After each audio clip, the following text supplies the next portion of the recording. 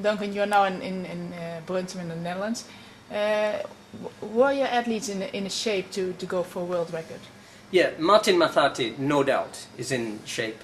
5-6 weeks ago, he ran the equivalent of about 26:40 for 10K, but a slightly shorter course, accurately measured in Japan. So we knew he was ready, and he requested specially to come here, because the invited athlete really was Mikako after breaking the world record last year. Mm-hmm. But Martin thinks it's an amazing course here because they have the world record, so he wanted to come here to break the world record. But he didn't know it's not perfectly flat, and also if there is some wind, then it's very difficult. Today there was wind. Today there was wind. I wasn't here last year, so I don't know the conditions, what the conditions were like last year. But today I told him after, you know, you have to make up 20-30 seconds because of the wind. So 27, 22 is maybe equivalent of under 27 last year, but the wind is there, so that's it. He comes from track. Is he now moving towards the road? Well, he comes from track, but he has been contracted to a Japanese company for 8 years, and he has just finished his contract. So now he can go to Japan if he wants, or he's free to train in Kenya, and he is free to do the European track season. So this year will be his first European track season. What's the story of the Kenyans running for a Japanese company? I don't know the history, but it's been going on for a good 10 years now. There is a road racing circuit, and teams like Suzuki and Honda, they recruit a small number of athletes. They have some Japanese athletes, they have some foreign athletes, and they compete against each other in a range of road races and relays and so on. Yeah. That's been going on for many years. And I think there are certain people in Japan who go to Kenya looking to recruit good young athletes for their team. So he was recruited when he was 18 and has been there for eight years, going for 9 months each year to Japan. Does he speak Japanese? I don't know. Maybe we can ask him. Yeah, we don't. We keep it in English. His English is good, and he'll speak at least 2 Kenyan languages. So okay. yeah. So Martin now, he's now going more to the road. What kind of athlete? What is his potential? I think it's difficult to answer that question because 2.5 years ago he was number 3 in the World Championship, 10,000 meters on track, and that was almost his first track race in the equivalent of either Europe or a championship. Shortly after that he was injured. He's been injured for almost 2 years.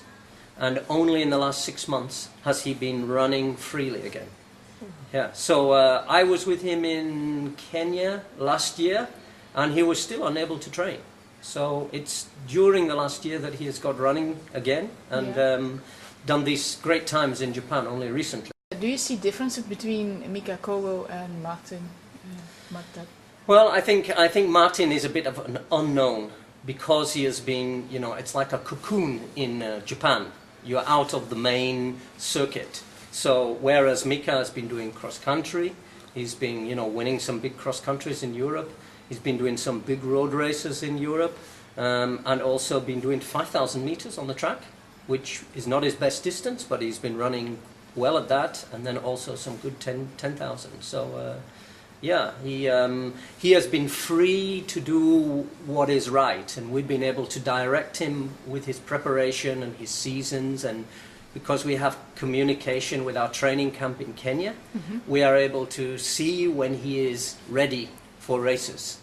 With Martin, who knows, he has been directed by a Japanese coach, maybe a very good Japanese coach, I just can't tell you. Maybe my partner Ricky can give you some more information on that. But I think when they are in Japan, they are definitely outside of our control and communication. So it's difficult to know for us. He's an unknown in some senses, is Martin Mathati. And Mikako getting the world record, did this change his behavior that he got a world record? No, not at all. No, he's a really nice guy. Very, very nice guy. think it makes no change at all. No. Is it? He did last year a race in Spain. Last week. Last week. Last Sorry. week, yeah, 10k in Spain, and yeah, again, not perfect conditions, and the pacemaking was not good. Whereas I think today Mike Higgins was doing a good job when I saw him early on. I was out on the course, but I saw 1k was perfect, 2:42, Mike Higgins. So he set it up well. Whereas last week the pacing was a mess. Okay. Yeah. Will they go for another try somewhere in the world? I think now they go back to Kenya to trade, because we're getting near to the time when they should do their groundwork for track. So you know, April and early May will be training in Kenya. You have been several times coming here to Holland to watch this race. You saw some world records set here. Yep. But you said you were kind of wondering what the score was and why those athletes set those world records. Why? Well, I think the good thing is that the organizers, they try to break the world record. It is their policy to try to do that.